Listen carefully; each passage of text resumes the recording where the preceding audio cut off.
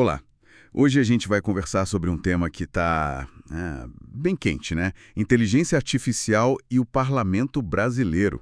Isso, e vamos pegar como gancho aquela palestra da deputada federal Silvia Wayampi, lá no Fórum de IA do CFM. Exatamente. É uma visão, assim, bem particular, né? Ela é parlamentar, indígena, tem experiência em gestão em saúde, então traz um olhar do legislativo para essa questão da IA. Uhum. A ideia aqui é tentar entender como o Congresso tá encarando isso, sabe? Quais são os desafios que eles percebem e, principalmente, por que a participação de vocês, médicos, especialistas, é tão importante nisso tudo. Fundamental, né? Vamos fazer uma análise mais direta, focada no que interessa para o pessoal da saúde, tá? Com certeza. Porque assim, a IA avança numa velocidade, nossa, impressionante. Mas a legislação, ela tem outro ritmo, né? Precisa ser mais cautelosa, ter base técnica. Principalmente em áreas como a saúde, imagino. Exato. Porque mexe com a vida das pessoas diretamente.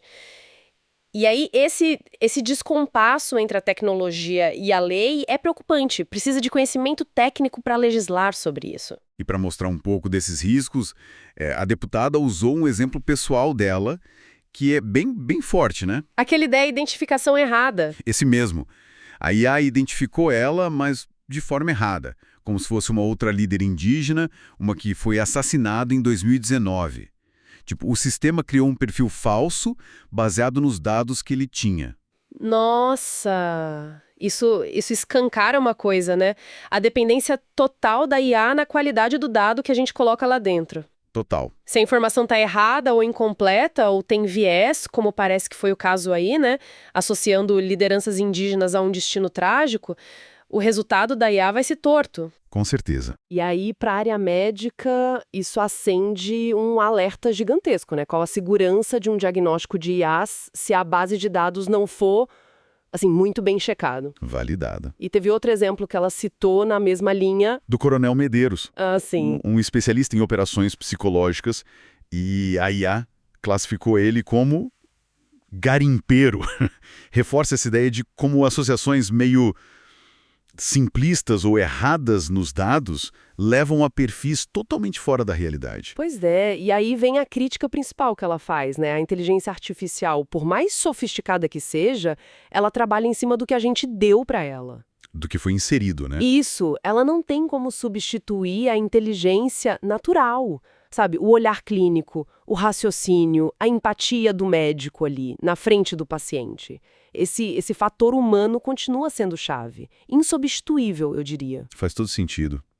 E é entrando na parte do Congresso mesmo, da legislação. Uhum. Ela apontou a dificuldade que é garantir que a informação que alimenta a IA seja verdadeira. Isso é básico, né? Citou até um projeto para ensinar a IA nas escolas, mas que, por causa da burocracia, emendas e tal, levaria uns 4 anos para sair do papel. 4 anos? Em tecnologia, isso é uma eternidade. Pois é. E falou também que criaram uma frente parlamentar para defender o desenvolvimento da IA, liderada pelo deputado Hélio Lopes, mas, ao mesmo tempo, ela fez uma crítica forte ao risco de leis sobre o tema serem feitas por gente curiosa, mas sem o conhecimento técnico necessário. E essa crítica bate direto na gente, na comunidade médica, né? A deputada foi muito clara. Precisa ter pesquisador, precisa ter especialista, tipo médico, participando da criação dessas leis. Senão a lei nasce torta, né? Exatamente. Ela deu um exemplo prático da atuação dela, um projeto que queria proibir exploração de rocha fosfática, dizendo que causava leucemia, mas sem base científica forte. Sério? Sim, e como ela tem formação técnica, né, em defesa QBRN, fisioterapia, ela sacou a falha. Não tinham feito análise de um marcador genético importante, o HLA45, na população que eles estudaram para fazer essa ligação. Nossa, que detalhe técnico, hein? Pois é, e essa intervenção técnica dela evitou que aprovasse uma lei baseada em ciência pela metade, digamos assim. Isso mostra como o olhar técnico é vital. E como está o cenário hoje lá no Congresso, segundo ela? Parece que as discussões, tipo audiência pública, focaram mais em quê? Então, a percepção dela é que o foco tem sido muito mais em proteger imagem, combater fake news, desinformação, coisa de eleição, sabe? Do que realmente aprofundar na ciência por trás da IA ou nas aplicações para a saúde. Mas tem muito projeto sobre IA tramitando, né? Muitos, mais de 600, ela falou.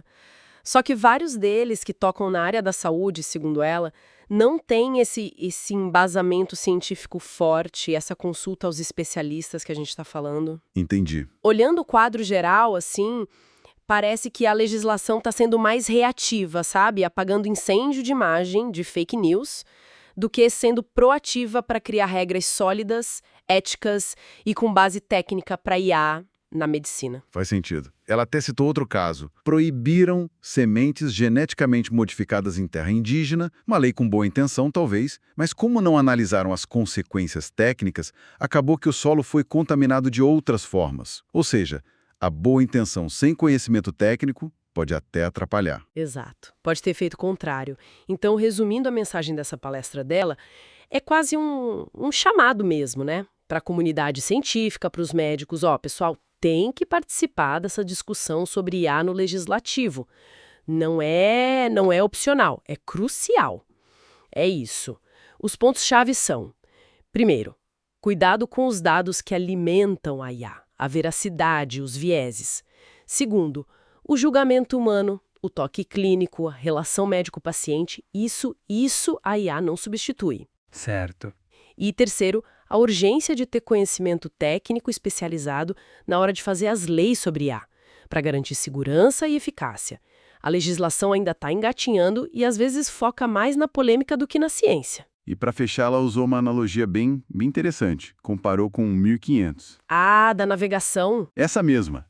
Assim como dominar a tecnologia de navegar foi vital naquela época, hoje, dominar a IA com dados bons, pesquisa séria e lei bem feita é vital para o futuro do Brasil e da medicina aqui. É uma boa analogia. E ela disse que não participar ativamente pode significar ser tipo atropelado, subjugado por uma tecnologia que a gente não entendeu ou não regulou direito. É um risco real.